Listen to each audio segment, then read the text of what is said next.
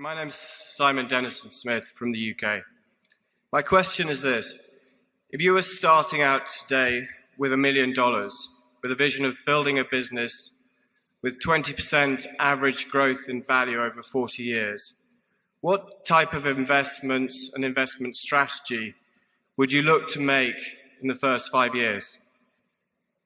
Well, it's somewhat interesting that we formed the first partnership 50 years ago, 2 days ago, Thursday, on May 4th, 1956, which was 105,000. That's my sister clapping. She was in the partnership. We would, if Charlie and I were starting all over again and we were in this, Charlie would say we shouldn't be doing this, but if we were to succumb to Satan and engage in same kind of activity, we would, I think, be doing something very similarly. If we were investing in securities, we would look around the world and we would look at a Korea, and Charlie says you can't find 20 of them, but you don't have to find 20 of them. You only have to find one, really. You do not have to have tons of good ideas in this business. You just have a good idea that's worth a ton occasionally. And in securities, we would be doing the same thing, which would probably mean smaller stocks. It would mean smaller stocks because we would find things that could have an impact on a small portfolio that will have no impact on a portfolio the size of Berkshire. If we were trying to buy businesses, we'd have a tough time.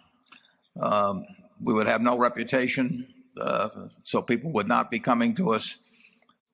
We'd be too small a player if you're talking about $1 million. So we would not have much success, I don't think, with small amounts buying businesses.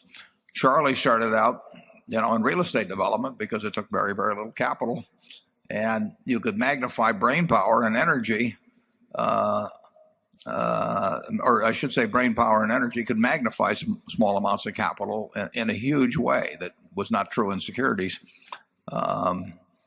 My natural inclination was to look at securities and just kind of do it one foot in front of the other over time. But the basic principles wouldn't be different. I think if I'd been running a partnership a couple of years ago with a small amount of money, I think I'd have probably been 100% in Korea. And, I would be looking around for something that was very mispriced and that I understood. And every now and then that's going to happen. Charlie? Well, I agree with that. The concept that you're likely to find just one thing where it'll make 20% per annum and you just sit back for the next 40 years, that tends to be dreamland. And in the real world, you have to find something that you can understand that's the best you have available. And once you found the best thing, then you measure everything against that because it's your opportunity cost. That's the way small sums of money should be invested.